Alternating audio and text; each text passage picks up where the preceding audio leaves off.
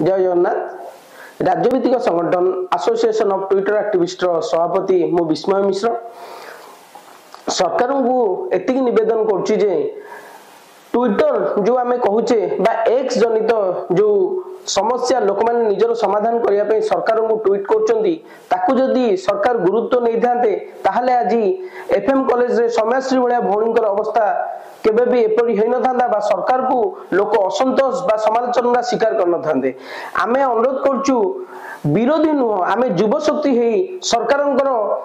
निकटतर होबाकू चाहूछु एवं जो समस्या आछि नेता मंत्री माने ताकू गुरुत्व प्रदान करंतु एवं ताकू जो अधिकारी माने एड़ाई देउचंदी कहारो सेति पई निघा रहुनी से माने केमतिका जत्नवान हेबे एवं प्रत्येकटी समस्या को तृणमूल स्तर नै कि केमतिया समाधान करिवे सेति पई मुख्यमंत्रींकर निश्चित भाव अवदान दरकार। तेणु आम समस्ते बर्तमान एकाठी होइछु आमे चाहूछु मुख्यमंत्री तांकर बहुमूल्य समय आमको मात्र 5 मिनिट दियंतु जे सरकार जो बर्तमान चली ओडिशा भीतर अशांति से अशांति केमती एक बाहबारे परिणत हेबो एवं जो भौणी प्रति आज अन्याय घटला अन्य कोनोसी लोक प्रति बा कोनोसी भौणी प्रति से अन्याय न हो सेति आमे चाहूछु